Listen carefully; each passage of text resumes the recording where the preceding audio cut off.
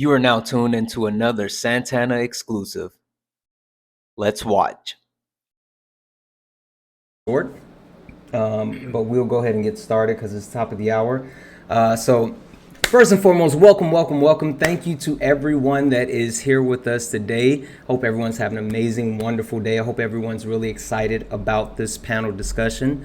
Before we get started, I do want to give everyone and the panel a heads up. So, Chris actually just sent me a message. He was flying into Michigan today and his flight got delayed. So he is delayed. He's going to try to make it, but I don't know exactly if he's going to make it by the end of this discussion. So as of right now, it's going to be us. I did put a filler out to two possible special guests. We'll see if they can make it either, but just a few minutes ago, he just let me know that, he was still en route from his flight. So we move forward. It happened. Yep, absolutely. So, guys, thank you for being here, right? As I was just saying, this is the third installment of this weekly panel session that I've been having, and I've been blessed to be granted time with some amazing content creators, and I feel like today is more of the same, right? So we started 2 weeks ago where we had a panel discussion, Black Man to Black Man, where we talked to a certain sector of the American populace, specifically black men that are willing to support Donald Trump over Kamala Harris, which led us into a conversation about black women, right? Because you can't really talk about black men unless you're going to let black women have a voice and they have a word to say with the black men as well. Well, that went over so well, and it got me thinking. The black community is strong. Kamala Harris and her bid for the presidential seat, I feel, is very strong. But you can't do it without allyship, right? People that are willing to use their voices to help speak up for other marginalized communities, and people that don't necessarily look like them, or someone that sticking up for a cause that's not necessarily their own. So it brought me to where we are today. The power of allyship, Harris over Trump. And so before I introduce my esteemed panel, I just kind of want to speak to what allyship means to me. If you take a look, first and foremost, big shout out to Bone. Bone does all of my backgrounds, and they're amazing, right? So he did this one, and I told him what I want, and we workshopped a couple of concepts. So looking at certain allyships that you have seen throughout American history, we start up here and we look at civil rights, right? We talk about the need for black people to actually get those rights that were given to other people within the country, and you see there was a whole coalition that came together to actually push the civil rights movement ahead. It wasn't just the black community, it was all communities.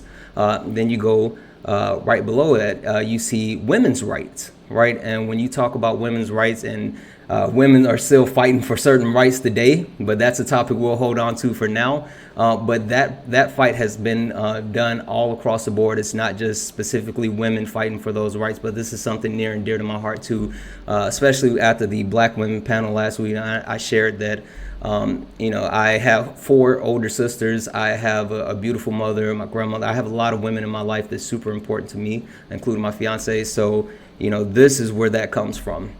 The next one is the Palestine situation. Of course, when you talk about Israel, you talk about Palestine, you talk about there's a lot of opinions and different approaches as far as what people think and how people feel. But I think at the end of the day, we can all agree that people have the right to live.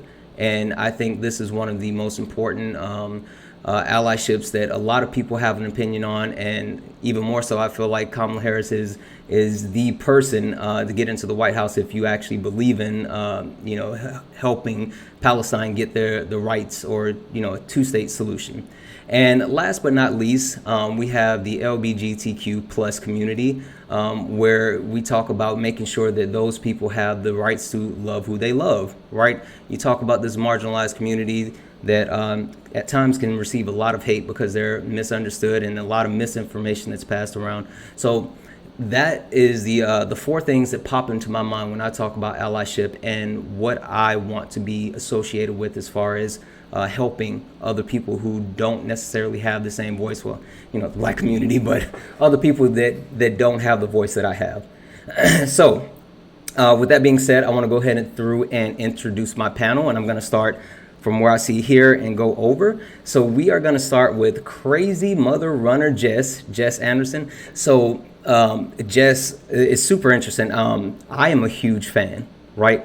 Before I even knew you were on TikTok, I used to. So I'm a fan of the old Bird app, right? The Twitters. Oh, the Twitters. Yes. I'm a fan of the Twitters, and I used to see your videos all the time. I was like, she is freaking awesome, right? And I loved all of your videos. And then I came across you on TikTok, and I was like, oh, she's even cooler. And then we had the opportunity to connect, and I reached out to you about this panel, and you said yes, and that just made my day. So, Jess, thank you for being here. What would you like to share with the? Absolutely. What would you like to share with anyone who doesn't know much about you yet? Yeah, so a lot of people don't know this, but I'm a former conservative Christian of 13 years, was married in a pretty conservative family. Certain things I did not bend on, like I've always been pro-choice, but I definitely had perspectives that I would not align with today. And a lot of things happened in my life leading up to COVID specifically, but even before that, 2015 on, had a lot of impactful changes that moved me further and further left. And then 2020, I got on TikTok like everybody else during the pandemic, trying to bide time and just entertain myself and try to stay sane. And I fell in love with so many amazing political creators of every genre and demographic, and saw these amazing people being able to use their voice and like impact change. And so January 6th on 2021, I saw what I anticipated to happen, and because I was following on Telegram and Parler at the time, so I knew it was going to happen that day. I warned my family, I warned my coworkers. They all thought I was crazy. And so when it did happen, I made my first video and kind of never looked back. And I ran for office last year at the state level. I'm running again next year. Lost by 667 votes as a first-time candidate. But yeah, staying active, staying very engaged with my community as well as my online community, but my real community, because I think that local and state is where it's at. Like federal election this year's priority, but local and state's where it's at. Yeah, absolutely. People vote down ballot. Never forget that. And Jess, that's an amazing story. That's super interesting to hear how you're just an ordinary everyday person, and now you're just like this megastar. Because again, you might not know it, and I've admired you from afar for so long. I'm like, she's so cool. So I know a lot of people think that as well. So thank you for being here. I appreciate that. Absolutely. So next, I feel like a normal person, I promise. Next in the middle, we have Facts Still Matter. So facts is super interesting because I think you stumbled across me before I stumbled across you. And so, yeah, I saw you follow me, and I was like, I have no idea who this guy is. And then so I watched some of your lives, and I checked out some of your videos. And first thing I said, and I already said this, so whatever, you guys can sue me. I said, this guy's a silver fox. Right, this guy's a good-looking guy with a smooth voice. So, but no, I sit back and I watch some of your videos, and it's so interesting to see how precise and how you're very precise. You're very cool, calm, collected, and it's super interesting to see how you interact with people, how you deliver information, how you actually deliver facts, which I guess facts still matter. And it's very rooted in the fundamental understanding of you have to be truthful, you have to be straightforward, and you have to deliver a message. So watching you and watching your content and learning more about you and what you're about, it really excited me to know, man, there's somebody out here that is, you can talk to anybody, you can get your message across, and you don't have to be, a complete jerk or anything like that. You're not holier than thou. So I reached out to Facts, and I was like, hey, I need someone on the panel. And again, he was like, yes. And I was like, yes. So thank you for being here with us. Is there something you would like to share with the chat before we get started? Well, thank you for that, my friend. Much appreciated. Feel free to call me Steve. I wanted to check before I started doing that. I wanted to just throw it out there. Got it. It's all good. Again, thanks for being here. Much like Jess, I never knew what this was going to turn into. So Grew up in small town Vermont.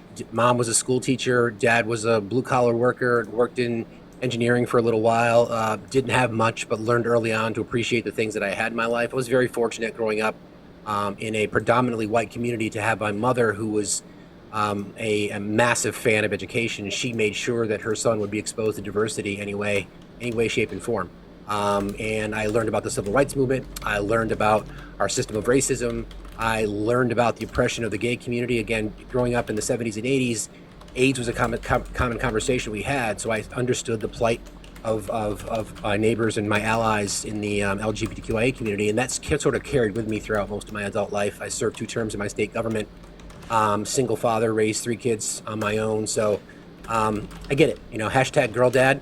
The whole situation with this app, when I initially started doing TikTok, it was because I do stand-up comedy. I kind of wanted to use it a place to kind of test drive jokes. And then the work that I do, I have my own business, and I do campaign strategies, and I do copywriting, and I do a lot of media planning, and I write a lot, and it requires me to be factual. Like, I have to source things properly, or my clients could get sued. I'd lose my reputation. So in passing, I was like, yeah, facts really do matter. And I'm like, oh, wow, that's interesting. So it's really important to me, and misinformation is so dangerous. So that's one of the things that I really care about. And I appreciate what you said. It's really, really important to me that we create an environment where we're talking about the truth, and we should not relent on it. That's for sure. So, but again, thanks for having me, Santana. I appreciate it. Absolutely. That's super interesting. There's a lot of people that utilize social media, and they come in for one reason and then they expand to another. And to know, your thoughts was, I'm just going to test drive comedy. And then you now become like this mega star here that's delivering the most accurate information that I've seen. Is so impressive. So thank you for that. And last but not least, we have Diva Talks. Diva is, guys, I'm sorry, Jess, I love you. Steven, I love you. But Diva, you know how much I love you. Like, she is so amazing. So literally, as I started doing like this whole process, she found me and I found her, and she has been the most amazing, supportive person that I could have ever asked for. And I'm in her live every day. So I'm on the West Coast, and so I work later. And so by the time Diva Live is on, I'm just kind of wrapping up meetings and doing paperwork and all this. So I listen to her lives, and she is so no nonsense, so factual. She does not stand for any misinformation. She does not let men talk over her, and I absolutely love it. Diva is the truth. Also, Diva was my first ever guest on my weekly Sunday special, Brunch with My Creator. She was the first person to actually sit down and have that conversation with me, so I'm so thankful for her. Diva, how are you? I'm good. I'm blushing. I can't. Take your flowers, Diva. Take your flowers. I'm trying. Diva, what would you like to share with the chat or anyone here who doesn't know much about you yet? Yeah, I came to TikTok initially just because my kids wanted a TikTok account, and they were young, so I'm like, I need to go find out what TikTok is about. So I created a TikTok account, and then I decided, hey, maybe me and my daughter will do because we're generations apart. I have 3 generations of kids. I have a millennial, a Gen Z, and 2 Gen Alphas. So I thought maybe I'll ask her questions and we'll do a Q&A. So I took part of my name, part of her name. That's where Diva Talks comes from. It was supposed to be her and I. I think we did 1 video or 2 videos, and she's like, yeah, I'm not doing this anymore. She has wicked anxiety, so she was just really having a hard time.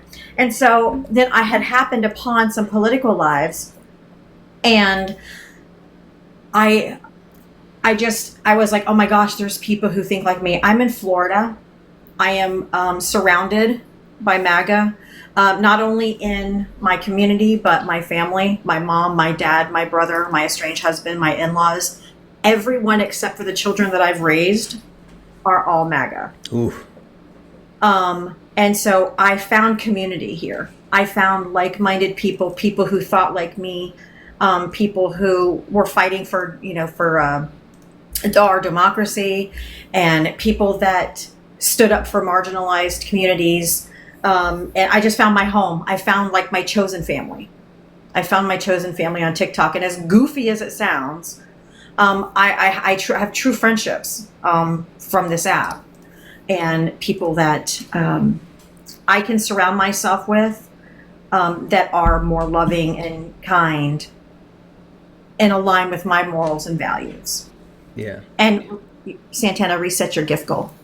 I did. It wasn't. I saw someone saying that, but it wasn't the focus. I try not to do that, man. You know what it is. So I'll tell you guys this, and I'm just gonna be transparent. Diva already knows this. I'm gonna be transparent before we start. I think the animations are so cool, and I try so hard, but certain things like get me, and they make me laugh and giggle. So I will be transparent about that before we get started, and I will try to be professional. So, You are, bro. We got you. Anyway, no, listen. To be joyful. We're joyful warriors, right? Right. Allowed to be joyful. Okay, so we will get started. And so just to level set, which my mods hate when I say that because that's my favorite word, but just to level set and to let everyone know what's happening, everyone that's watching, because there are quite a few people that are requesting to come up. I want to let everyone know this is a special panel. So unfortunately, we do not have the panel open for people to come up. What's going to happen is we are going to go into the top of the hour. We have some questions that we're going to discuss with the panel. And then at the top of the hour, for about 30 minutes, we will open up the panel to bring people up for questions. The thing that I will ask you to keep in mind is when you come up, please have a question. Not just a comment, and we will go through as many questions as possible, and we will try to rotate people out, but we want to make sure that we're respectful of our panel's time. So I will have a hard stop as well. All right, so you guys ready? Yeah. Yep. All right. So we're gonna start with you, Jess. Since you introduce yourself first, I'll throw the first question at you. People tend to consistently throw around the term most consequential election ever. But this election cycle, actually, the 2024 presidential election cycle might have a real chance at being that. With the possibility of adding 3 new members of the Supreme Court, mapping out our next tax plan, and making decisions on current global conflicts, including Ukraine, Russia, Israel, Palestine, and Iran, and so much more. Why is it so important for you to make your voice heard this election?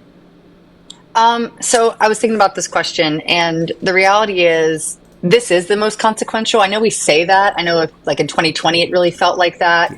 But the reality is the decisions that have been made, even since the 2020 election with our Supreme Court, have put so many things into motion that the next president, if he has nefarious intent, is going to be a fascist dictator. And that, unfortunately, is Trump's goal. The end. He's already angry that Jack Smith, we heard, recently dropped this unsealed indictment that adds a whole new element to what happened on January 6th. And he's already saying, I have immunity. He's already invoking the fact that the Supreme Court has given him full immunity in his eyes, that he can do whatever he wants and have no accountability. So the idea of giving him, the monarchy, in essence, and a second term is really going to be the end of this experiment we call the United States. With that, I think it's also worth noting, as you mentioned, the ability to appoint, 2 or 3 new Supreme Court judges. These are the people that could make decisions for generations to come, which is pretty concerning. And we're talking about harm intersectionally. We're talking about women's rights. We're talking about marginalized communities, minority communities, so many communities that are already being hit at the state level in Republican states. This could now be on the table federally. So for me, it's making sure that we can get some federal protections in the books and that we can tilt the scales back into a sound, sensible, and judicial judicial body in the Supreme Court.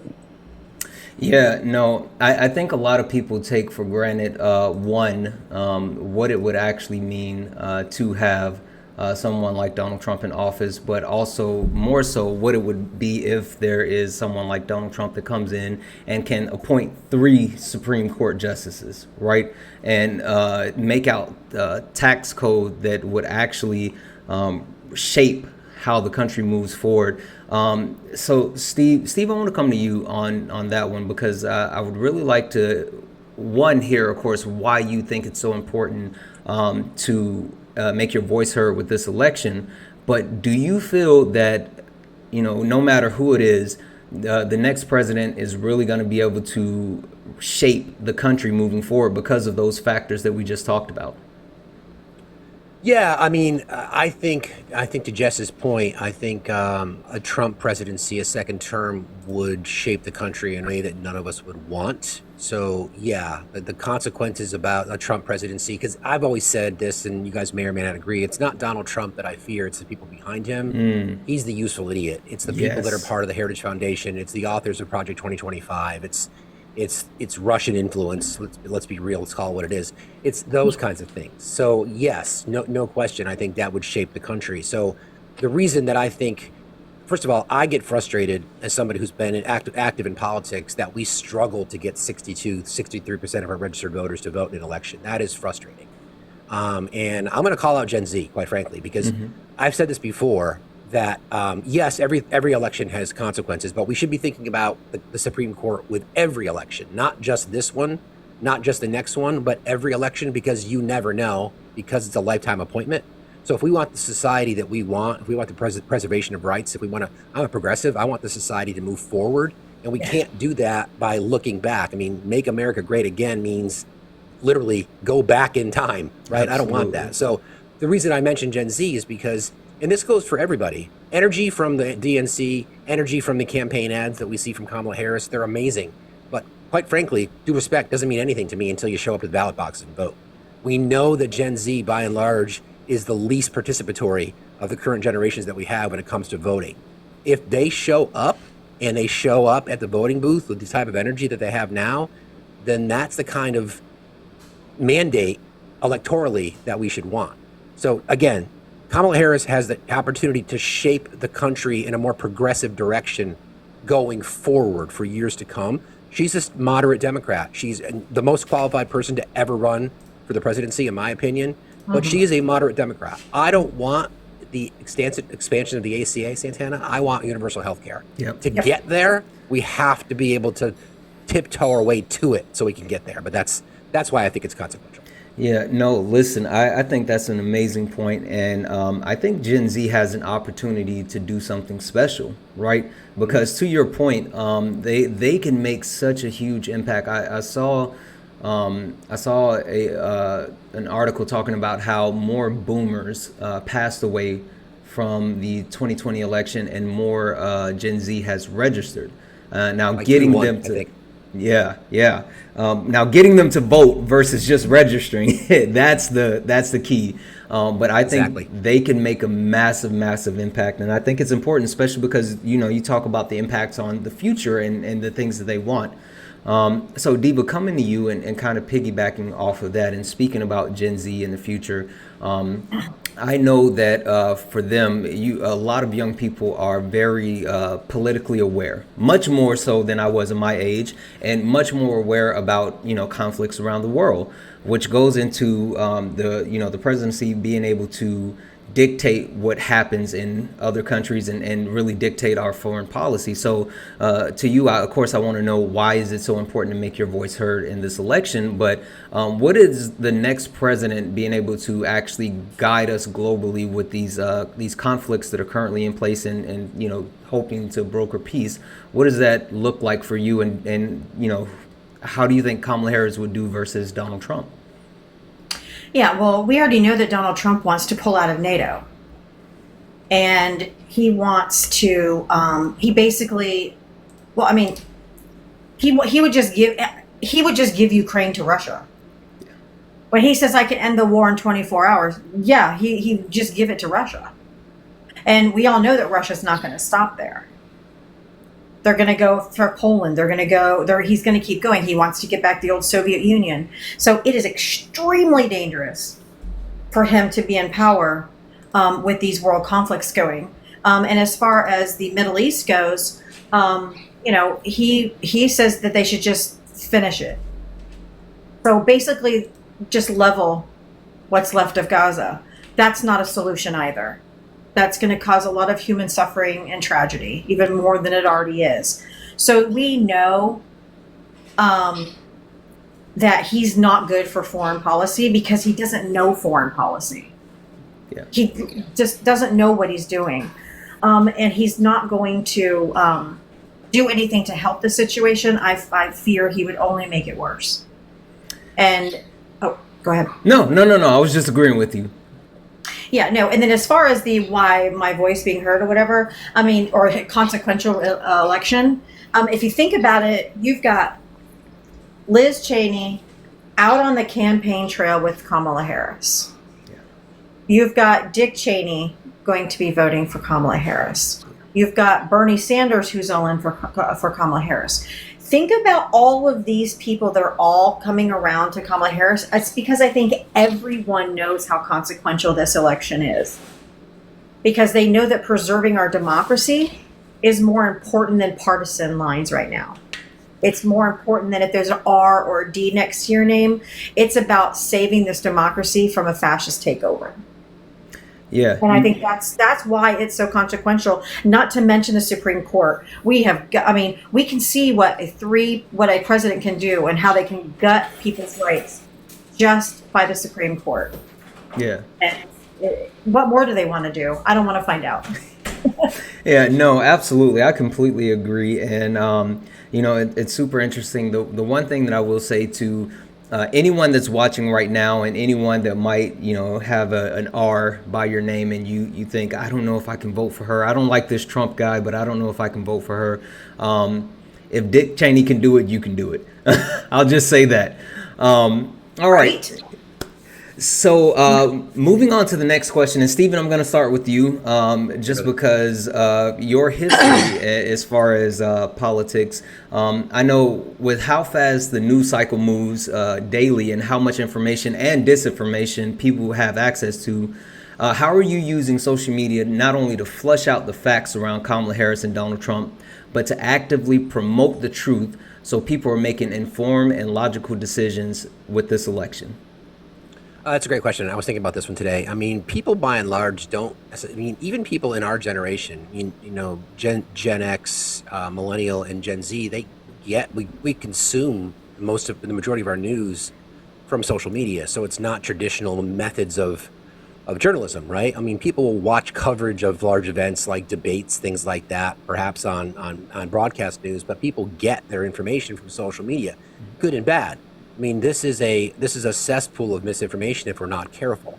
So that's, again, to reiterate what I said earlier, that was one of the draws for me to kind of turn what I initially wanted to do on TikTok into political TikTok because of all the misinformation that's out there.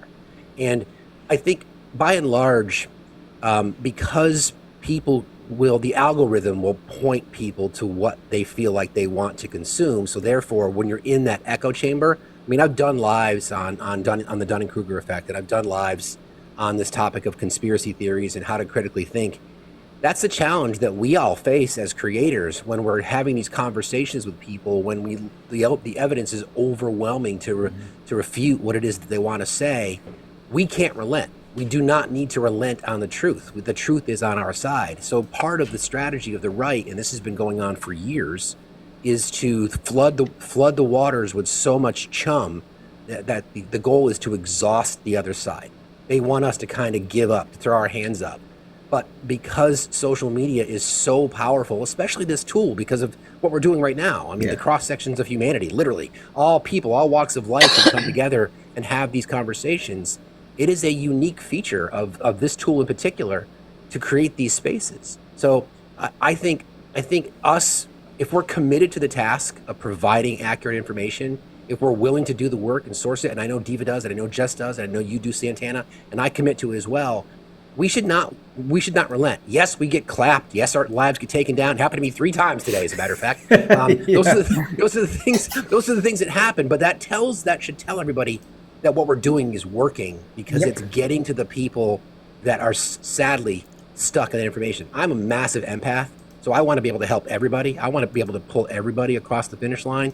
But I've also decided that I'm not going to break bread with people who are blatantly racist, transphobic, homophobic, misogynistic, sexist, you name it. So I'm not going to give up on the truth. I'm going to keep doing it. And this tool is great for that. Yeah, listen, I think that you just spoke a word, right?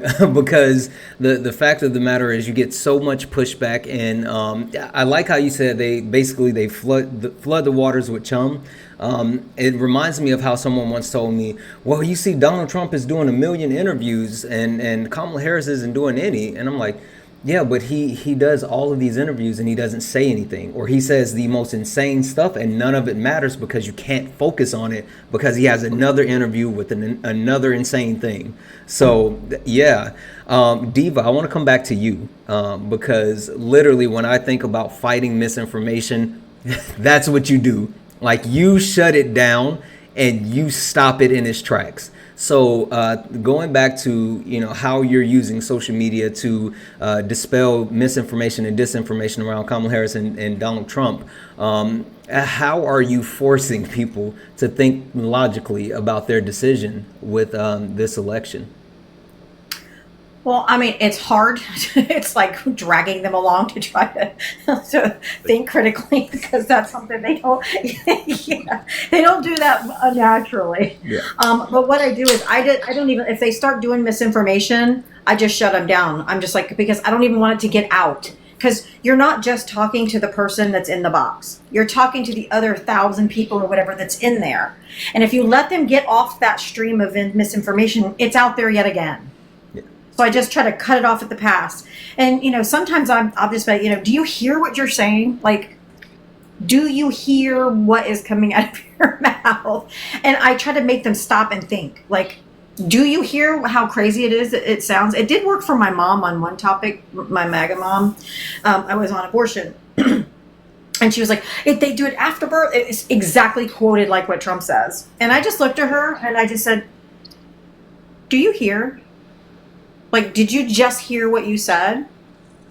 And I forced her to think about what she said. And I said, does that really make sense? Do you really think that's happening? She's like, well, no, I guess not. So it's like, so sometimes I just try to make them listen to the words that they're saying. But I also have a very vast link tree in my bio that I always try to get them to go to. I have the media bias chart. I have the trumpfile.org. I mean, I have just tons of resources. And I try to point them to the resources so they can I always tell them, fact check me. Yeah. Fact check me. I'm just me on the internet. You don't have to believe me. Go and fact check me. And once you do, you're going to find out that what I'm telling you is true. I said, if I'm telling you it is a fact, I've researched it and it's a fact. If I tell you if I have an opinion, I'll tell you it's my opinion. But otherwise I can back up whatever I say. And then I try to give them resources and tell them to check the media bias chart, to where they're getting their news sources from, which I got from Steve. Really? The media bias chart from Steve. Okay. I love Steve. But I get a lot of resources from everybody, obviously, but I did get that one in particular from him. I just think it's important that we give facts and we give sources so that they know that we're not just out here blowing smoke and that it's factual information. Yeah, no, listen, you said something that I really appreciate, and it makes me happy even knowing this, but the fact that you got something from Steve and you point out how, like, resources are important, because I want to give you your flowers as well, because I used to let people come up and I would let them talk, right? And, I would let them get their point across, and my thought process is always, let them walk themselves out on the plank, and then eventually they're going to fall over right into my point. But you really you showed me how to, like, cut it off and immediately address that in the moment and not let them ramble off, because and certain people that you talk to, whether it's in real life or on social media, it's about talking points, right? It's about parroting what they've heard and not necessarily about critical thinking, which I think is so important. But I think that that speaks to the age of social media that we're in, and which then again, coming back to you, Jess, and I know, again, I'm still gushing because it's still the truth. You are the only person that I found on another social media app and then found them here. And so that's why I'm so impressed. But social media allows us to turn over information so fast. I mean, like nonstop. And it's always a media cycle. So how have you navigated social media in a whole to make sure you're delivering clear, concise information while knowing that possibly what you're putting out isn't going to matter in like 15, 20 minutes because something else is sometimes 15, 20 seconds. Say, right. Sometimes it's seconds. I think the reality is, and Steve already brought it up, when most people get up in the morning, they don't turn on the news anymore. They open their phone. They're hitting TikTok, they're hitting Twitter, they're hitting Facebook, they're hitting Instagram. They're going to their favorite social media platforms and they're looking for either creators that they've already followed or people that they're going to see. Now, what's interesting, and I'm assuming that you found me on Twitter before a certain billionaire bought it. Yeah. Yeah, that's exactly. But You cannot be named. he who cannot be named. But what I will say, though, is algorithms are really smart, okay? TikTok, brilliant. Instagram, even to a degree, it's a little more vast, so it realizes that you have more than one niche. So I do find that Instagram Reels especially, like, draws you into different things. Not if you do a lot of politics yourself, but you engage in stuff that's non-political. Like, I'm a runner and I love animals, and I will tell you, my Instagram Reel knows that I love animals, that I'm it does that. Where TikTok, I have very little diversification. Almost all of my content is politics. Mm-hmm. Now, what's happened to Twitter, which is terrifying, is the fact that the guy that shall not be named has customized it that you can't get away from any of the right-wing content. Yep. This is actually formulated to be on your For You page, even though you do not engage in it. I don't follow right-wing content, individuals. I don't follow right-wing politicians. Yet I am force-fed them daily on that app. And that is very intentional. And it's because he has created a literal weapon that he controls. I almost feel like the algorithm is built by his input and his what he works with or engages with, his engagement. With that being said, I feel like our stuff is so critical because I'll give you an example. The Good Liars, which I'm sure many of you know who they are. I actually got to meet them at the DNC, which was such a fangirl moment for me. They chased down JD Vance today and got him to admit that Donald Trump, he believes Donald Trump won the 2020 election. I did not see that. Yes, the question that the debate stage could not get that man to answer point blank, the Good Liars ran him down, and he finally admitted. And when they continued to ask them, will you agree if the other side basically wins this election? And he goes, I feel sorry for people like you. He refused to answer the question. So the reality is, when you turn on media, which I do, I turn on MSNBC most mornings and let it kind of play as background noise. They just repeat the same shit over and over and over again. Excuse my language, but it's literally Trump, Trump, Trump, Trump, Trump. And not that I don't think he's important, but they're not talking about any of the nuanced stuff that he says. They're not drilling down. Like this morning, it's been Jack Smith, Jack Smith, Jack Smith. Tina Peters was sentenced 9 years today. Now, I hope when I turn on my news that'll be there, but I guarantee you it won't. When Marcellus Williams was sentenced and given and unalived, state-sanctionedly unalived, that was not spoken a word of on our national news until days later. So the reality is we are what's really relevant, and it's why it's so critical for people like us to make sure we're telling the truth. We're deep diving the information we're putting out there. We're supplying sources behind our heads when we make videos or we're live. We're playing, voice audios or clips to prove what we're saying is accurate, and that, so it's about saying the truth, backing your truth up, and then if you do misspeak or you do make a mistake, recognizing it and owning it. Yeah. And owning it immediately. Like, that's something I've had to do, and I've had several come to Jesus moments on this app as a content creator. So I think all of that together makes people trust us, makes people understand that we are authentic, that we're human, but that we also want to deliver resources that we're not getting from mainstream media anymore. Like, we're just not. Yeah. Again, I saw that example right when we started this live, and I'm just like, oh my God, like, here's a prime example of how, everyday content creators are getting news and getting people to openly admit to who they really are. And we can't even get, someone who's on a stage with journalist credentials to do that shit. So Can I add something to that, Santana? Yeah, absolutely. Go right ahead. something that Jess said, I think it's really important. Again, it's the ability that we have. This platform gives us the ability to respond quicker because we're not subjected to commercial advertisers. We're not subjected to the graphics that have to be created. We do this shit with our team of mods and everybody else. We literally pivot on the fly, and I think that is an advantage. And to Jess's point, people have come to trust us, and I take that as a responsibility.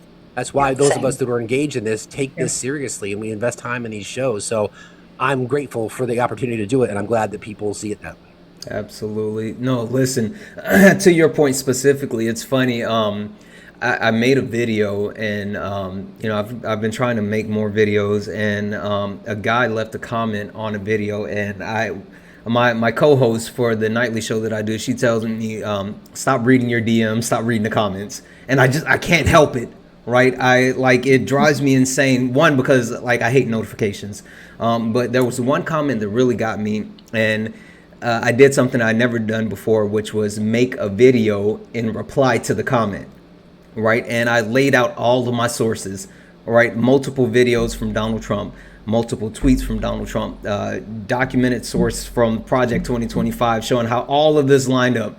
And, I put the whole video together, put it out there, and I thought it was great. The guy saw the video and then immediately replied, well, I think you just made my point. How? I don't understand this. I literally gave you all of the facts. But with that being said, the people that interact with me on a daily basis and saw the video was like, you know what? This is what you do. This is what you deliver. And it speaks to that message as far as being able to create a trusted source of information versus those talking points that are always continue to be parroted. And even more so, you turn on CNN or you turn on Fox News or whatever, and it's the same cycle over and over and over, and it's not really breaking through. So I think that's a great thing. So, all right. So Diva, I'm coming back to you on this one. Allyship is about being an advocate for those people who have been or are currently being marginalized, and it's something that's deep rooted in history when it comes to change in the United States. Why have you chosen to use your voice to speak up for those people that might not look like you, and what advice could you give to people who want to do the same? That's a very good question. I've always been, I don't want to say for the underdog because that makes it sound like they're underdogs, and I don't mean that in a disrespectful way at all, but I've always tried to stand up for people. I was bullied unmercifully when I was in school. And so I started, I've just always been an advocate for people, maybe because I'm an empath. And so I just naturally want to help people. And I don't like to see people being, the voiceless. Yes. Thank you. Voice of the voiceless. I really appreciate you correcting me on that, because I know that was not the right term. But then I also learned, that you, especially for us white people, we can't just be not racist. It's not enough to just be not racist. You have to actually do the work to become anti-racist. And you actually have to do the work. It's not like, oh, I'm not racist, I'm just going to be your ally. And I don't call myself an ally anymore, because a creator once told me the community will call you an ally if they think you're an ally. So, and when I heard that, I thought that is true, because I always I'm an ally. And they said that community needs to label you as the ally. And then once they do, then you can say that. And I thought that was really important. But I always stood up for LGBTQ people, just because I knew they were just people. They just want to live their lives. And then I had an extra incentive when my daughter came out. She didn't have to come out to me, just because I don't live my life that way where she'd feel endangered or felt like she had to come out to me. She just asked me, well, what if I like girls and not boys? I'm like, okay. I mean, that's what you like. Right. And that's it. Okay. And so then now I feel a mama bear protectiveness for LGBTQ people, because even more so because I know in Project 2025, it basically essentially says, won't be allowed to be gay in public or something like that, which is like silly. Like, how are you supposed to turn it off? And, I don't want harm to come to my daughter. I don't want harm to come to people of color. So I think it's doing the work. Like, I started reading. I started going to people of color lives and just sitting and listening, and learning from them, reading books, doing research. I learned a lot on TikTok that I never learned about history, especially Black history in school. Yeah. No, I think that's a great point, and you really hit as far as even when I started thinking about this panel, right? The first thing that popped in my head was ally, and I had to have someone tell me, no, it's not ally. Maybe we should look at another word, and basically explaining to me exactly. Yeah, exactly. Yes. Explaining I always say that, to I'm like, me. it's not enough to be an ally. Either you've got to be in the trenches as an accomplice. Yeah, absolutely. But then the information that I received, and it made sense. It's very much of what you said is like, it has to be someone, or it has to be a situation where that title is given, not just thrown on them or whatever. But when I thought about allyship and someone that I felt comfortable with, as far as like, who do I feel like I've seen speak for the marginalized, the people with the lower voices? It's you people that I invited to this panel, and that's specifically why you all are here with me today, is because I entrusted you with that. So Stephen, that means a lot to me. Thank you. Absolutely. Steve, coming to you next. Just like again, you are in a unique situation, being at the top of the patriarch, right, in America. Why is it important for you to use your voice for the marginalized? That's exactly why. I mean, as a white cis hetero male in society, I've created this mess. I need to accept that. I need to accept my place of privilege. And as I talked about earlier, and this is really important, I consider myself fortunate to have my mother as the influence in my life. Not that my dad wasn't, but a different kind of influence. But because of the fact that she made it very clear that I was going to understand my privilege, even before we called it that, even before I knew what that meant, even before I knew what it meant as far as why I had it, right? Just being born into it, right? And working with communities throughout most of my adult life, to Diva's point and to Jess's point, it's less talking about it and more being about it. The biggest thing that I've learned when you go to communities of color, if you go to communities of pride events or whatever it might be, it's the opportunity for all of us to learn. It's like, shut up and listen. That's why I'm there. So when I host my events, I hosted a live last week about racism. I mean, in the same week, I hosted a live about racism, and I also hosted a live saying white men's voices matter. And I did that by design in that week because I want white men to understand that we have the power to influence change over this because we're the ones that have created it. I mean, you're right. I sit at the top of the patriarchy. It's my responsibility to understand it. It's my responsibility to be in other white men's faces saying, we've created this, not you as the individual. I'm not pointing the finger at you. I'm pointing the finger at us as the collective. And we can't move. I believe in the theory of all boats rise. If we cannot be in a society where everyone prospers, or at least everybody's given an equal shot at prospering, then what's the point? Yeah. What's the point? I want people in our society to have the same advantages that I was given because of the color of my skin, plain and simple. And when I have conversations with conservative men in particular who don't agree, their response is always, are you saying that I didn't have it tough? Are you saying that I didn't work hard? Are you saying that I didn't do all these things? I'm like, no, I'm not saying that. What I'm saying is that you've never been disadvantaged because of the color of your skin and because you're a white male cis hetero guy in society, period. So I have a lot of hope that that message is getting through to white men. I'm hopeful. I'm an empath too. Like, I am the freaking king of Empath Island. So I get that. Like, I want to bring everybody over to Empath Island, but I know that's not possible. But again, that's the push for me. That's why I think it's important, because ultimately, Santana, I created it. I created this, and I feel like it's my responsibility to push back against it.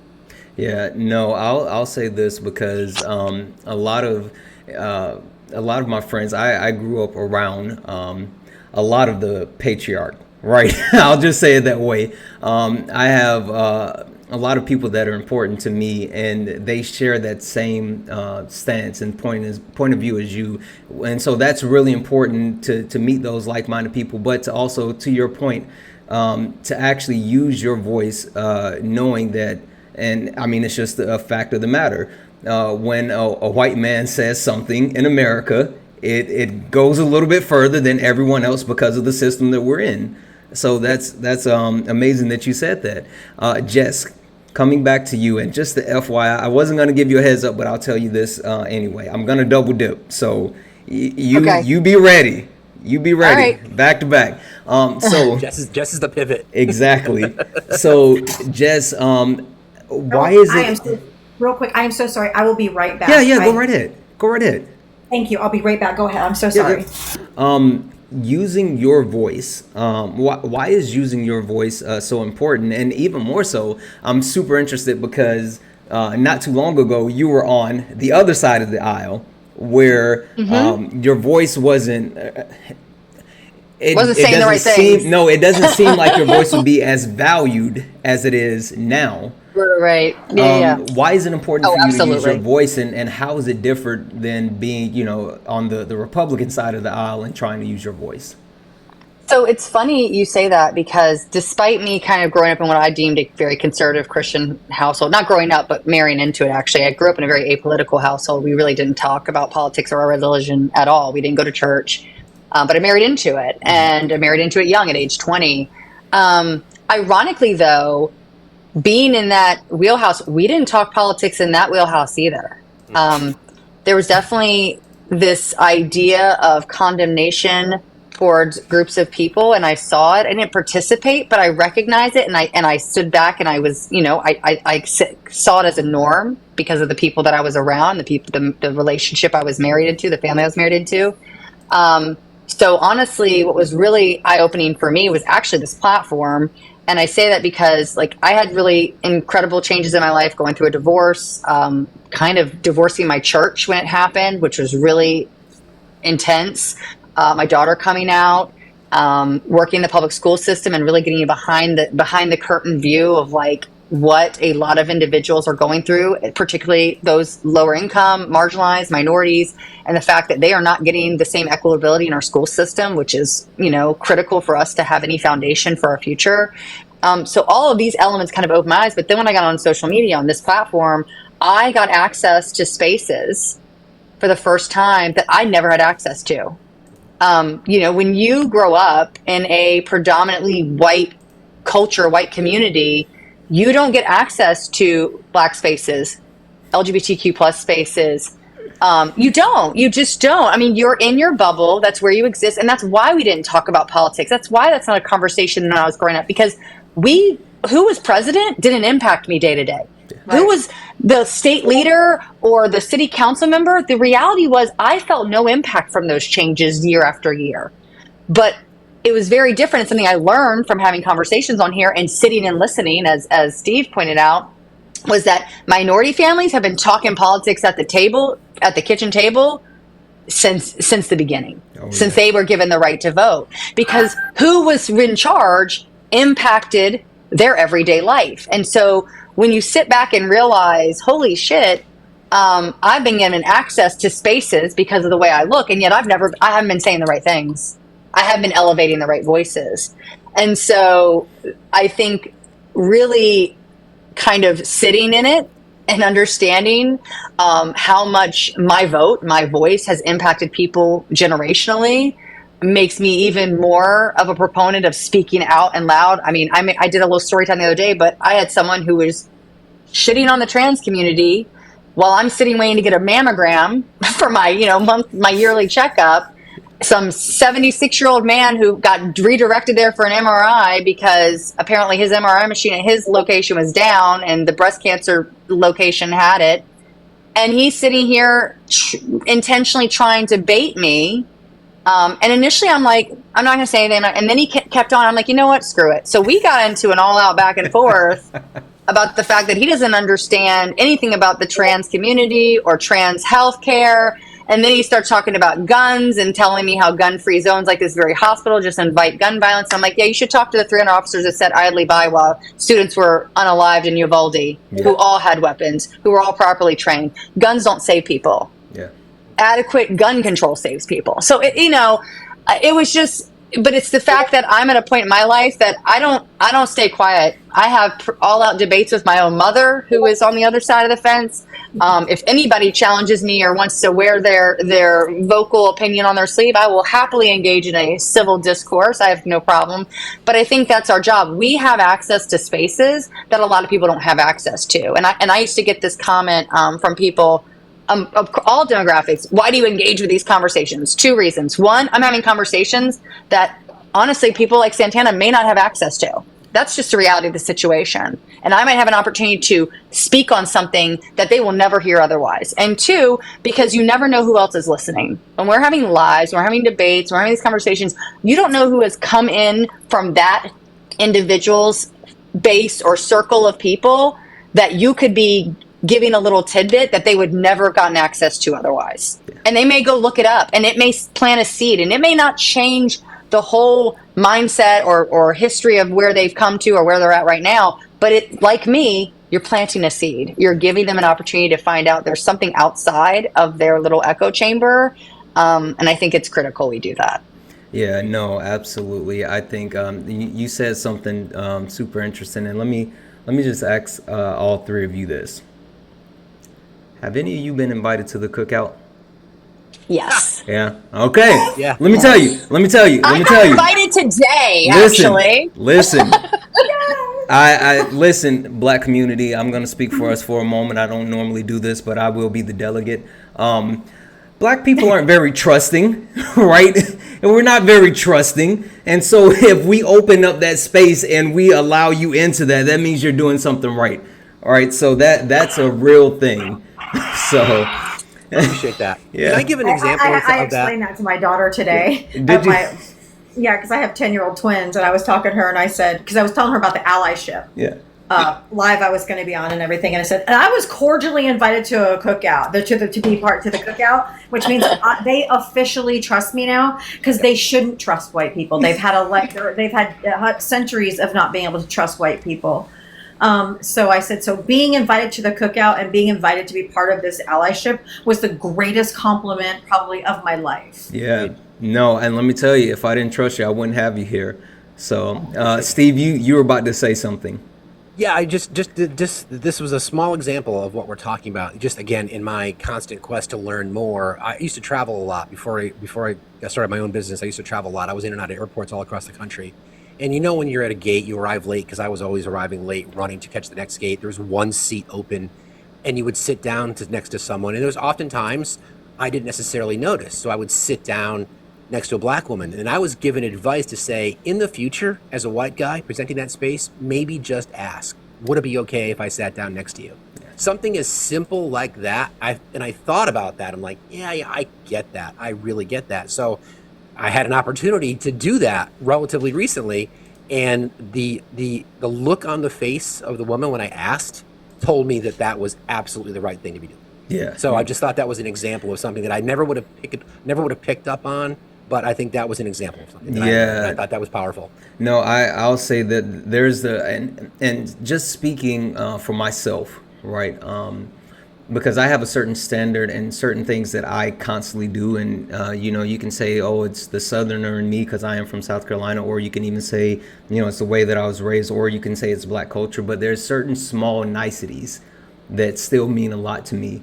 And that's something that I do without even thinking about it. But also, having someone do something like that for me always gives me a pause. I'm like, this person's okay. Right. And just from that small interaction. So that's a great point. All right. Powerful. Jess, I'm coming back to you. All right. Making a change or an impact is something that takes more than a few people and more than a quick moment in time. But knowing we only have 33 days left until the 2024 presidential election, what change or impact do you feel can be made by everyday people to help support Kamala Harris' election? So I know, and I know Steve will touch on this too, because he's also very familiar with like on the ground work, but it's on the ground work. I'm knocking doors this Saturday, getting involved in your community in any way, having conversations. I actually just did a kind of like TED Talkish thing at my local library and invited everyone of all political, spectrums to come about having dialogue across political lines in a very real way, in a very productive way. And it was actually, in fact, I got some super compliments from people that are Dems are like, I wouldn't even know that you're a Dem based on how you presented this. I'm like, perfect. That was the goal. But, but it's about engaging in conversations. It's about doing the work. If you don't feel comfortable knocking doors, phone bank. Write postcards. States, especially swing states, they absolutely have programs in place where you can just say, hey, I would like a batch of postcards. Tell them how many you want. Tell them whether or not you're going to pay for postage or you need it. There are methods to get the word out, and it's all hands on deck. We cannot get complacent. We need to be working all the way up to the final day, November 5th. If you can volunteer at a polling location, that's also a great thing. I know a lot of people work, so that's tough. But just any way that you can physically touch people, not physically, touch people in a way. Whoa, Jess. Any way you can touch someone in a sense that, like, whether it's by postcard or door knocking or conversation. Consensually touch someone. Consensually touch someone. So sorry. Y'all knew what I meant. Anyways, if you can find a way, I always say the touches matter, because like when I ran for office last year, those 3 touches, like if I knocked a door and then I followed up with a postcard and I followed up with maybe another door visit or a little letter, like these little ways to show people like, hey, I see you. I want you to know that you have an important role this November, and do your part. So I think that's just critical, and it's really community based. Yeah, no. I'm sorry. The cowboy hat always gets me. Damn it. I'm sorry. No, Jess, listen. Yeah. Listen, I always say howdy, partner. Anyway, Jess, no, listen, the first time I ever had the ability to go live here on the old Tiki Talks, the first thing I did was went live as I was phone banking, because I have, for the first howdy, partner, for the first election cycle ever. I watched that one. Did you? Yeah, like it's the first. This is the first time I've ever been this involved in an election cycle. But that's also because not only do I want to be the change that I want to see, but I want to actually help impact and do more.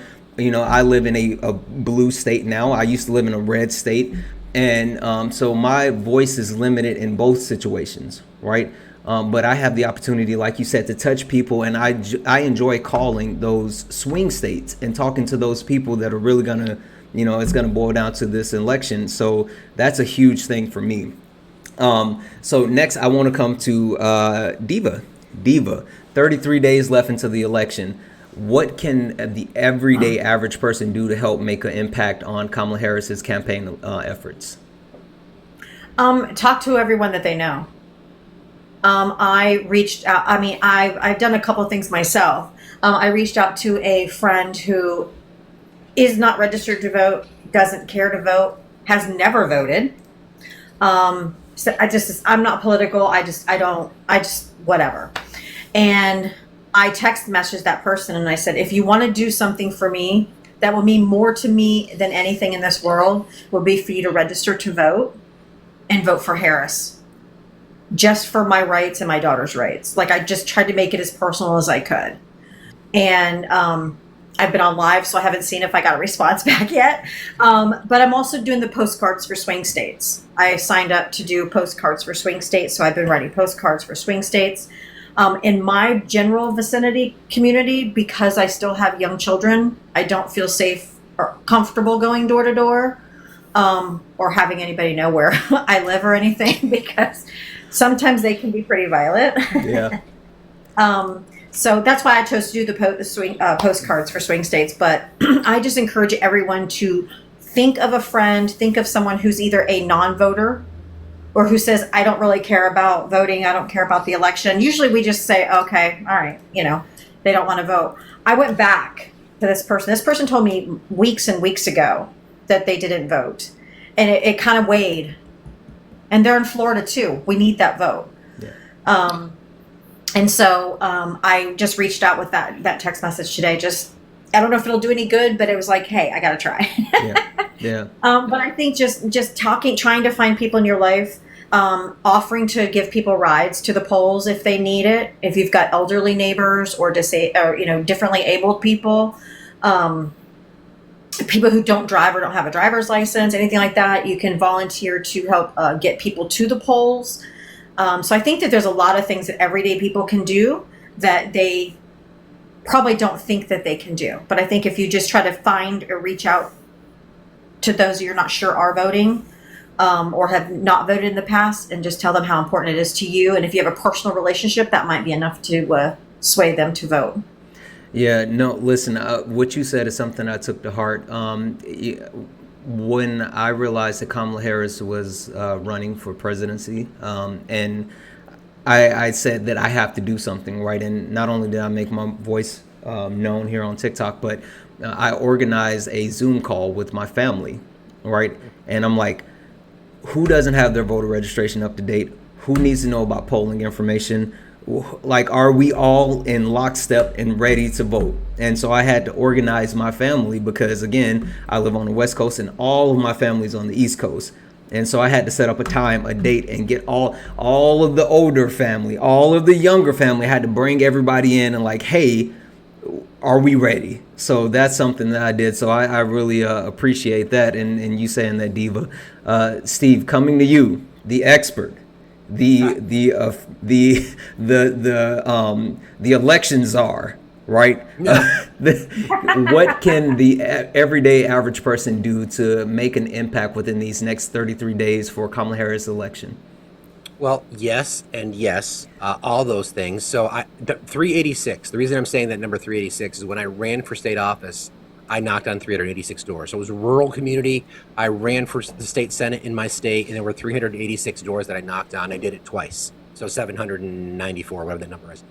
So yeah, I get it. This was in the early 90s, so we didn't have the access to the electronic access to voters, so it was literally old school. So I believe in that. I think one advantage that we as creators have, I've been fortunate to have been joined by people who are running for office, including Jess Anderson, by the way, running for office in Virginia next year. Little plug there. But we had 6,000 doors, by the way, last year. You have a few more than me. I do. That's like I my have whole 30 state, plus Jess. thousand voters. I got 30 plus thousand voters. That's half my whole state. Anyway, we had Debbie Murcaster Powell, who's running against Rick Scott in the state of Florida for the Senate. She joined us for a conversation we had a couple weeks back. So that's an advantage that we have by promoting down ballot candidates, because again, Kamala Harris winning the White House will be a wonderful thing, Madam President. But without control of Congress, it doesn't mean as much as it could from passing legislation. So I have phone banked. I have knocked doors. Part of the work that I do work for Democrats and progressive candidates across the country. I help them write speeches. I help them write communication strategies. So those are things that I do professionally. I've been doing that for quite a while. All these things are important. The simplest thing is make sure you're checking your voter registration. Yep. In a lot of states, we know voter registration laws have changed. I'm talking to you, Georgia. Like, there's a lot of things that are going on that we need to be aware of. And again, an advantage of social media, because Diva's link tree in her bio is loaded with information. We've got a bunch of stuff in ours as well. All these resources are available for people that it's all in one place. People wouldn't necessarily know where to get this stuff. So democracy is not a spectator sport. You've got to be involved. And if it's not just you go to the polls, make sure you're bringing somebody with you, and remind your neighbor. The sign that your neighbor who's got the broken down lawnmower in their front yard. Do they have a plan to get that? That's my neighbor. That's why I say that. Do they have a plan to get to the polls? Because in my town, I tend to vote in person because they make pie. So there's an incentive for people to come to the polling locations and eat the pie. So that's why it's a big event in our town. So there you go. Hey, I can make a mean pie. Maybe I should make pies and go to my local precinct and tell everybody I'll give them pie. Listen, you had me at pie. It's a thing, man. It's a thing. I make homemade pie from scratch. You from had I don't me know at pie. I don't know if that's voter intimidation, but I don't care. Yeah, no, Can I absolutely. add one more thing? Yeah, Can I add go one more ahead. thing real quick? Something that I particularly did. I do have some of my friends who are like, I want to vote for president. I don't know about judges and like the dog catcher and all that crap. They don't care. They're like, I don't know who to vote for. So I actually made in Florida, I made a thank you, Cookie. Some of my friends will send me, they'll screenshot a copy of like their sample ballot or whatever, and I'll go research whatever county they're in. I'll go research all of the candidates, and then I give them back my opinion on who they should vote for if down ballot, because we don't need just president. So I've been helping individual friends with researching in their counties for who their people are, to tell them who they can vote for. That way they don't just vote for president and don't vote down ballot. So I've done that for several people, and have researched the candidates for them, because they either don't want to, don't have the time, but they know that it's important to flip Florida, especially. So I'll do all the research for them, and I just give them advice on who they should vote for down ballot.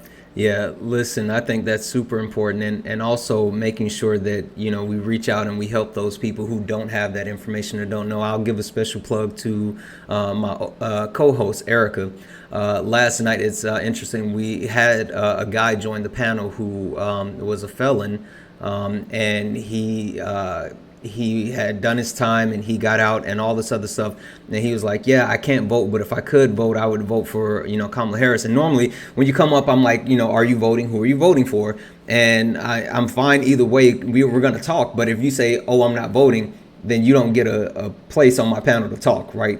And the guy was like, well, I can't, but can I have a minute? And I'm glad I gave him the minute, because Erica was able to pull up some information and share with him, like, actually, you do have the ability to vote even though you're a felon, and this is how you do this, right? And so she was able to walk him through that information, connect with him, and let him know how he can go about getting registered to vote.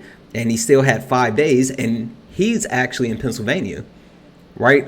No. Swing state, right? And so she was able to walk through that information and process and help him out. So I think that's important.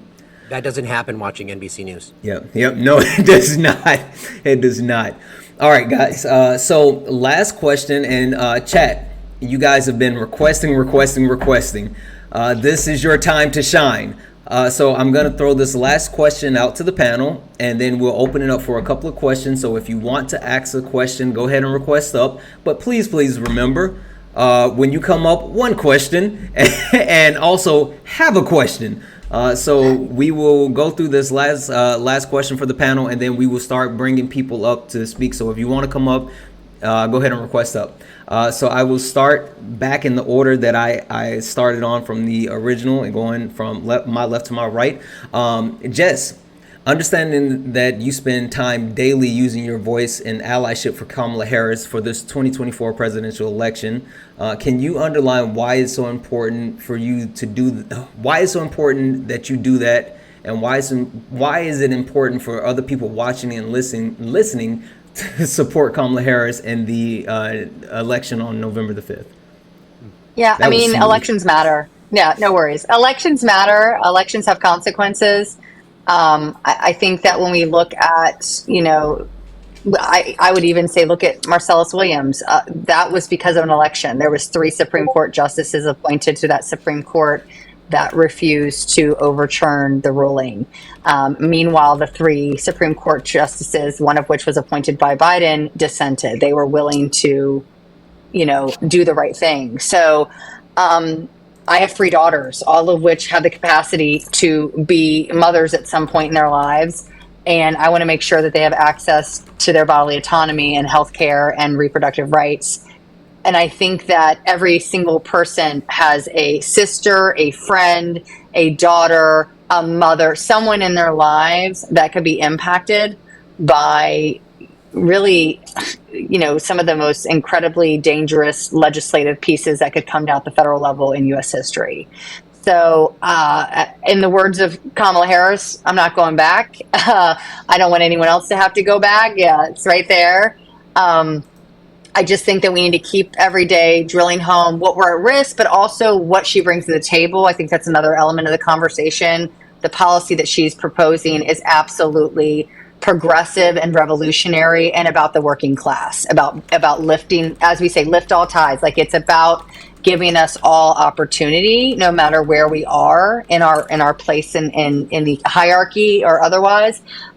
You know, from housing to healthcare to tax incentives to taking care of children to talking about FMLA and childcare, like things that I am so incredibly passionate about, and want to see at my state level. But if we can get an opportunity at the federal level, like, we need to get it done. So if you're not registered, get registered. If you are registered, check your registration daily, especially if you're in some of these crazy states. Take a screen grab of it when you see the registration, so you have kind of a record of it. But yeah, just make your voice heard, because it matters. Yeah, absolutely, absolutely. Hey, mods, just a quick FYI, if you guys didn't hear me or you didn't see it, it's okay for people to request up now. So if people are requesting up, don't kick them. We can let them sit in the queue. So it's fine if anyone has a question and they want to request up, go ahead. I'm not bringing anybody on yet, but you can go ahead and line up in the queue. Steve, why is it so important for you to support Kamala Harris in this upcoming election? Well, I, like Jess, have a daughter. I have two boys, college age, and my daughter is just turned 17. And my daughter is a 2-time cancer survivor. She's great. She's healthy. I was fortunate at the time to have health care through my employer that managed to allow us to have a relatively low cost, foray into what ended up being nearly $250,000 in care by the time we were done. I have a vested interest in an expansion of benefits for people who do not have the privilege that I had by being insured. So it's not just about her bodily autonomy, although that should be enough. It's about other people in a position who don't have access to health care. Like I said earlier, I don't want just a small bite of the apple. I don't want just an expansion of the ACA.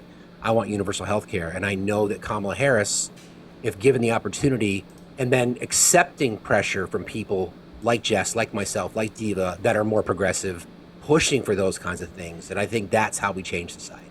I look at so many marginalized groups in our country, and like I said earlier, being at the top of the patriarchy, your word, Santana, but I totally agree with it, that we have done harm to.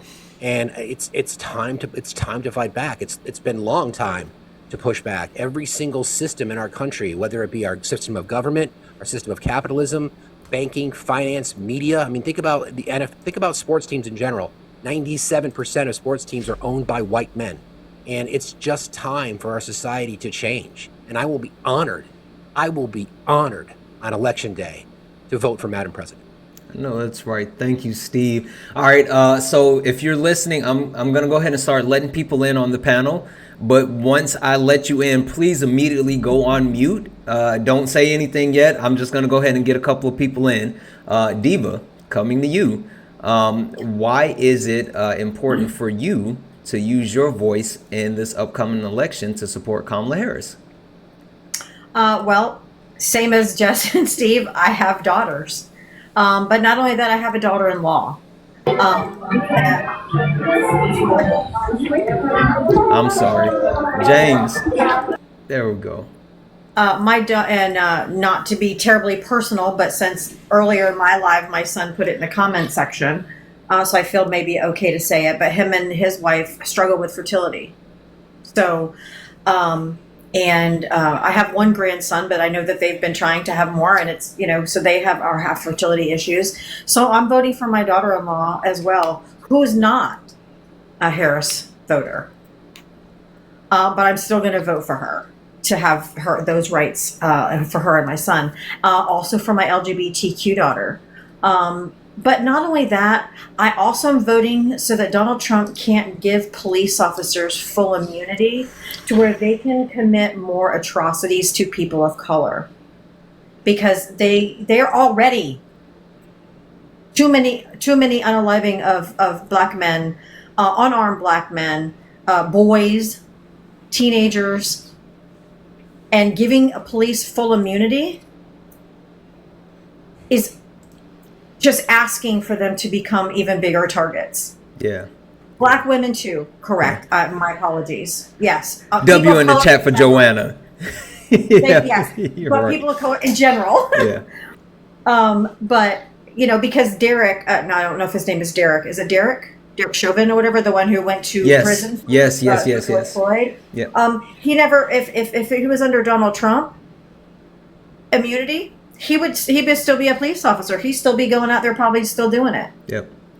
Harming more people. So a vote for Kamala Harris is a vote for not only our daughters' reproductive health, for LGBTQ people, but for the very lives of people of color. Absolutely. That's something that I echo 1,000 times over. And, just as someone that speaks from that marginalized community, I definitely want to say thank you to all three of you for doing that, for using your voice, for speaking up, and for saying, this is what we want to help push the country forward, because I think it's needed. So let's do this real quick before we get into questions. Stephanie dropped some news in the chat, and I don't know if you guys saw this, but Hi, I saw Santana. something. Hello.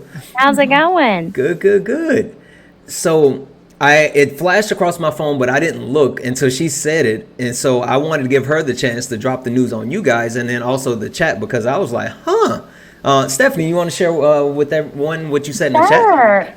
Sure. It looks like on day 3 of the strike, an agreement has been reached. 62% pay increase over 6 years. They will revisit that agreement in the spring at the beginning of the year. Only took 3 days to get there, which tells me that they had the ability to meet these demands the entire time. Exactly. I'd also like to thank Joe Biden for not interfering. Joe Biden was called upon by several House Republicans to step in And DeSantis. and invoke the Taft-Hartley Act, which would effectively end the strike. Joe Biden refused and allowed them to continue their collective bargaining, which in turn got them a 62% increase in pay. We love unions. Thank you, the Biden-Harris administration, for this. Thank you so much. So the strike is over. The agreement will be revisited, but they have tentatively agreed to a 62% pay increase, among a slew of other things. The only thing I have to say, if they were able to do it on day 3, they could have done it the entire damn time. Thanks for having me. Amen. Thank you so much for coming up and giving us that information. I think that's huge. I think that's important. It actually puts a lot of worries that I had to bed, especially because, I have so much family on the East Coast, and family that specifically is dealing with the after effects of Hurricane Helena. So yeah. All right. So let's get into the panel. Let's do this pretty quickly. So Kimmy, I'm gonna come to you first. What question do you have for the panel?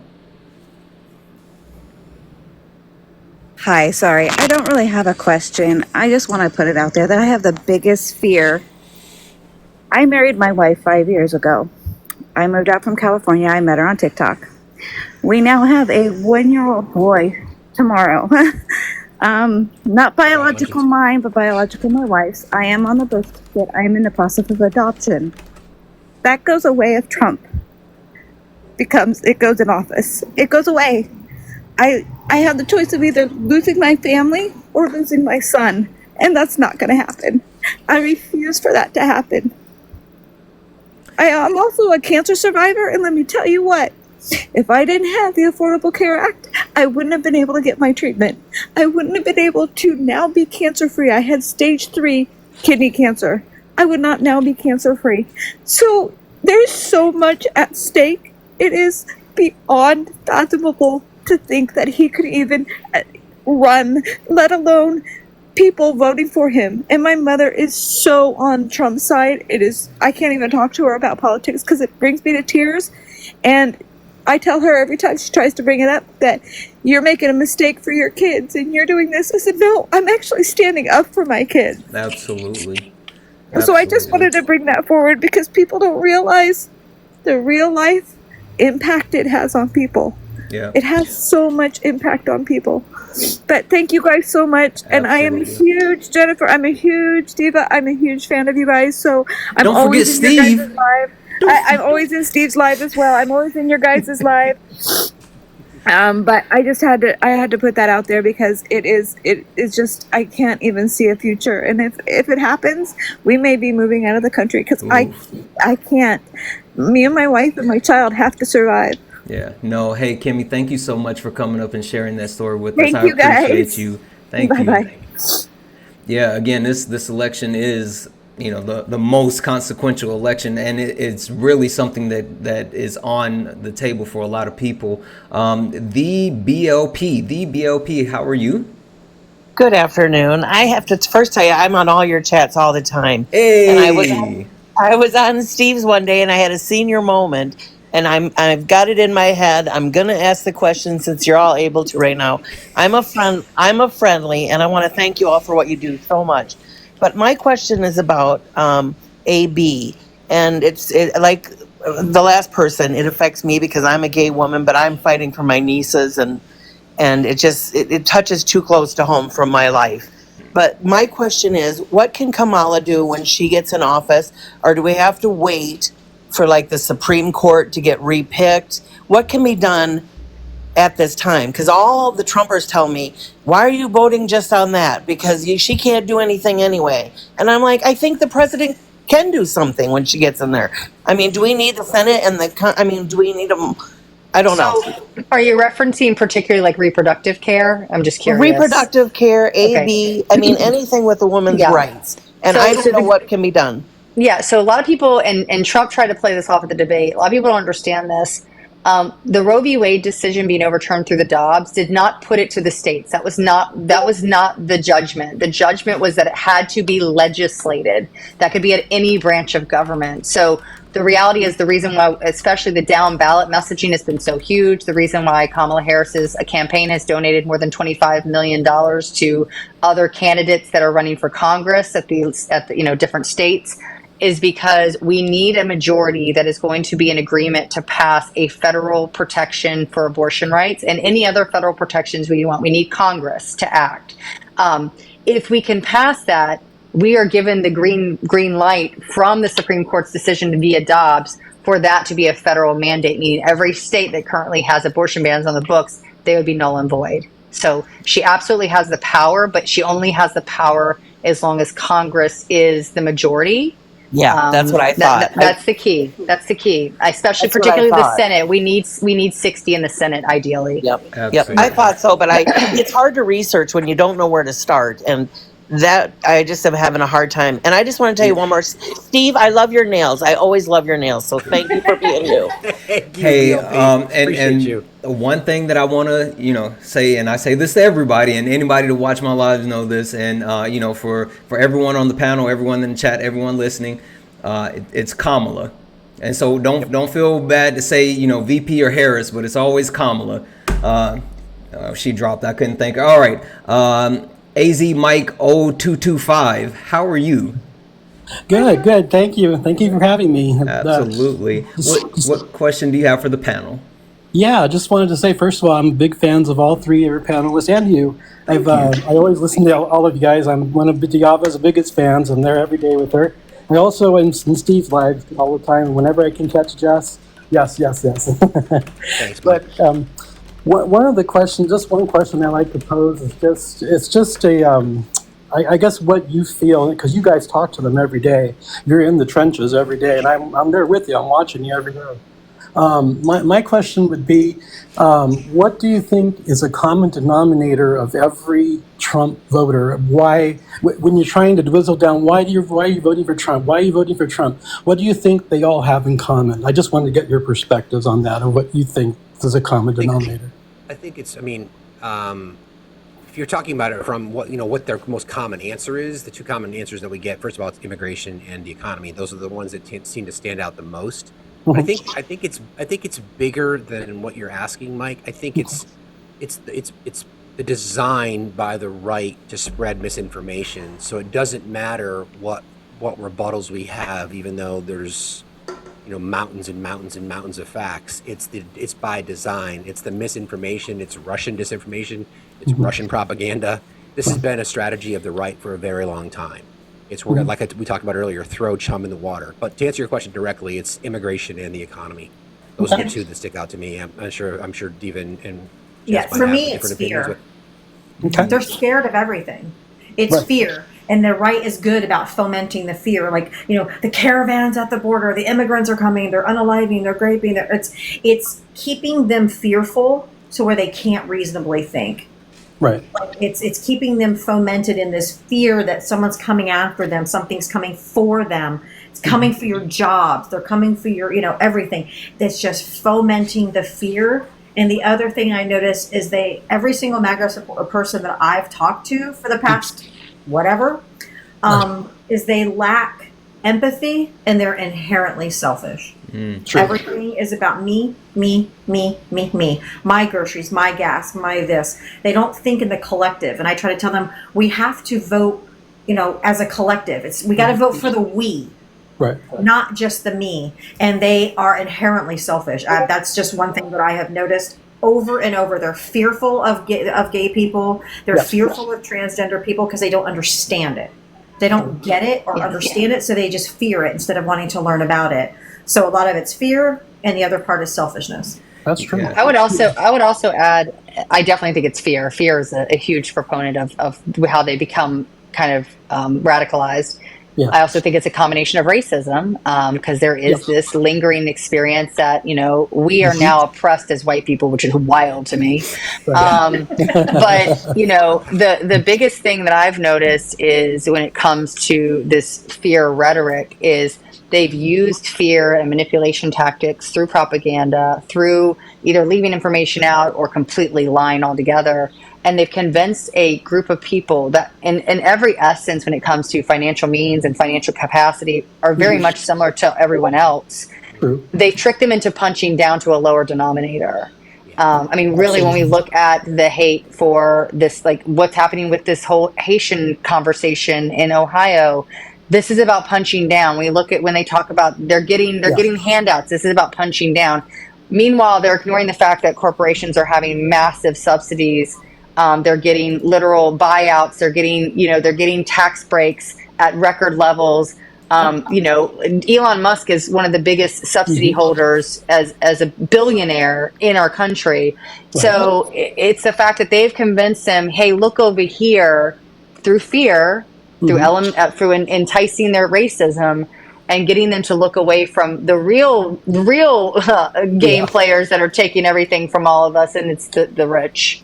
Yeah, I mean, Mike, and just something to add to that, if I could, Santana. Mike, something that Eva touched on, and I think this has been studied about how right-wing ideology and left-wing ideology, the right tends to vote for the individual. And you can hear it just in the conversations that we're having tonight, because we all answered the question in the collective about what we want for society. We want other people to have a better opportunity for life. So when we have these people, it's about them. It's been studied. Right-wing ideology is about my rights, my freedoms, my individual liberties, and left-wing, it's about the community. I'm voting for Jess's daughters. I'm voting for Dina's daughters. I'm voting for Santana's family. I'm voting for your family, Mike. That is a fundamental difference between the right and the left. And absolutely, and I just wanted to thank you for saying that, because between the three of your answers, as I was listening to them, I noticed that, yes, and I think Jess really hit it home where she said, I think it's all about racism in the end.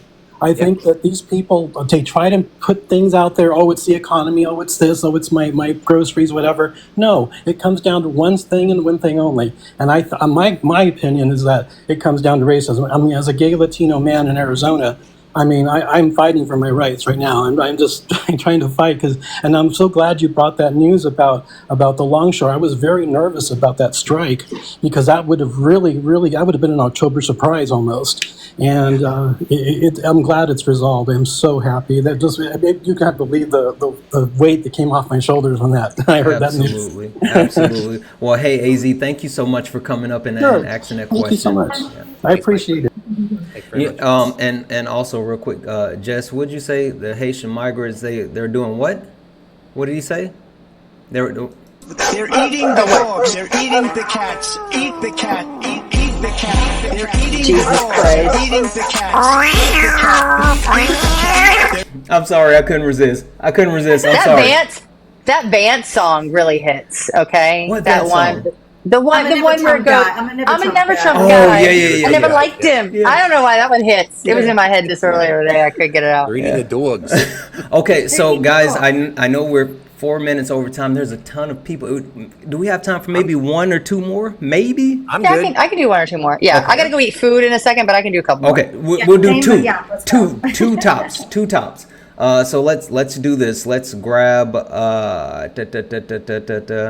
real quick. This person, and we will grab this person. All right, and we'll make this super quick. Super quick. Tracy, how are you? I'm good. How are you? Good. Oh, Mandy, you got an echo. Yep, Mandy, can you go on mute for me, please?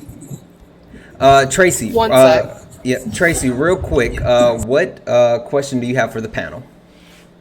Well, this election, what Trump has brought out such a racial divide among the people. It's between the old, the young, the rich, the poor, the black, the white. What is it that we can do to try to, even with this political climate, try to work together to bridge everybody back together? Good question. I mean, I don't think there's a bridge that you can build long enough to reach the extreme right. I'm sorry. But I do think that there are people that are sitting on the political fence and feel politically homeless. It's a reason I had the little TED Talk thing I had in person the other day, because I think that we need to find opportunities to kind of enter in these conversations. And I mean, I tell people this all the time. You can find something in common with anyone. I hate to say this, but you can. And when we really dig down bare bones, you can find something in common with, I'm going to say just about anyone, but just about anyone. So find a topic that you can come to agreement with and build from that. One of my big things is, if you ask the majority of people, do you want to see people coming out of our school system being successful and productive human beings to society? No matter where they fall politically, they'll say yes, because at the end of the day, they do. The problem is how they get there. You have one side that'll scream school vouchers and reallocating funds from the taxpayers into private institutions and all of these other things. And you have another person that says, hey, let's fund the schools, find the flaws, fix them. So it's about finding the common denominator for me, and then building from that with, okay, now let's talk about the solutions and why you're leaning this way and I'm leaning this way. Yeah, perfect. I'm sorry. No, go ahead, Steve. I'm the eternal optimist, Tracy, and racism isn't going anywhere. Sexism and misogyny and bigotry and transphobia and homophobia aren't going anywhere, sadly. And I think what Trump has done is he's ripped the bandage off people who were perhaps not as overt about a lot of these things, where their silence was, or their community was smaller. They didn't feel as powerful to say their hateful rhetoric out loud. And I don't think that an election we saw the response to Barack Obama getting elected was Donald Trump. So I am the eternal optimist. I will always see the glass half full. It takes allies. It takes conversations like we're having now. It takes white people, white men going into black spaces and being aware of that, and white men going and confronting other white men so that we can stomp this out. So I hope that this is part of that journey, but sadly, there's going to be remnants. I don't mean to bring it down, but that's the unfortunate reality. Yep, no, that's the truth. And hey, thank you, Tracy, for coming up and asking that question. Well, thank you guys. I follow everybody. You guys are all amazing. Keep doing the fight. Thank Fight you. the fight. Thank you. I fight the fight here in Michigan. We got sorry. I hate that too, man, when we do that. I didn't mean to. I'm sorry. I know. She opened the door for a little teaser, but I will let Mandy ask her last question before I say that. Mandy, what quick question do you have for the panel? Hi, thank you for having me. I was going to ask, did y'all all know that there's 16 Nobel Prize winning economists saying that Trump's going to make our economy worse? Yep. I think it's more than that. There was 400 something that came together and then published something about his actual proposed economic plan and the impact it would have on the U.S. So, yeah, it's not good.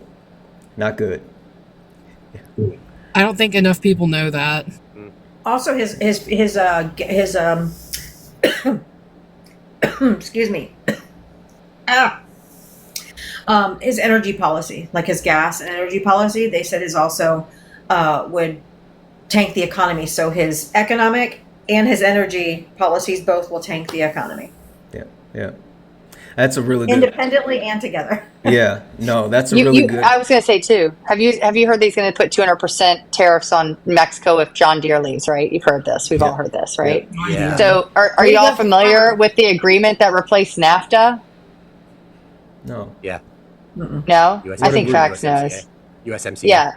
Yeah. So we made an agreement under Trump in 2020 that we would keep production in Canada, Mexico, and here. So literally, he created an agreement that we would be working as partners with Mexico, and now he's threatening Mexico with a 200% tariff that would literally violate the agreement he signed into law to supersede NAFTA. Yeah. That's because he doesn't know what he's doing. They're eating the dogs. Oh, he doesn't. He's a fucking idiot. Sorry. Yeah. You know what it is? It's he doesn't know numbers. He just like he says he has the best words, but he definitely doesn't have the best numbers. Mandy, thank you so much for coming up. He just throws stuff out, just like he said. I'm going to lower the corporate tax to 20% because I like round numbers. Yeah. I mean, he's an idiot. Yeah, He throws ketchup against the wall and he hopes it sticks, man. You know what I'm saying? Hey now. Yeah. Hey guys, listen, thank you so much. I really appreciate you guys giving me some of your time. This has been so informative. It's been so fun. People have enjoyed it. The chat has been blowing up. There's been questions. There's a line of people that want more questions. Listen, if you want more of them, one, you need to make sure you're following all three of them. If you're not already, I have no idea why you're not. But figure it out really quick. Also, if you want to send them any flowers in the last moment, their gifts are open. So, show them some love. And last but not least, I want to say one quick thing. What was your news? What was the segue from Tracy? Well, and that's what I was just about to say. So Tracy mentioned something that was super interesting, right? And I think it's been 3 weeks, right? And kind of like Trump, I don't like those kind of odd numbers. I want something a little bit more even. And we talked to black men and we talked to black women. And today we had a great conversation, talking through allyship. But Tracy said something, and she talked about how do we pull these people from this place and these people from this place. And I think Diva, you mentioned you have Liz Cheney, you have Dick Cheney, you have Bernie Sanders. Yeah, you have a coalition of people that from the Democratic side that's coming together to vote for Kamala Harris. And I always think about Barack Obama and the coalition that he put together in order to win the presidency. And I think that's something that's important, again, for this presidency. So I couldn't think of a better way to end this panel discussion on next week, having a panel discussion with a coalition, a group of diverse people from all different walks of America that's coming together to support and vote for Kamala Harris. So with that being said, tune in next week for our last panel discussion, where we will have a coalition of content creators coming to talk about supporting Kamala Harris. So nice. That was it. Well said. Hey, thank you Thank guys you so for much, coming. Santana. No, Thank you for having us. You guys were awesome. You guys were more impressive collectively than you are individually, and that's saying a lot.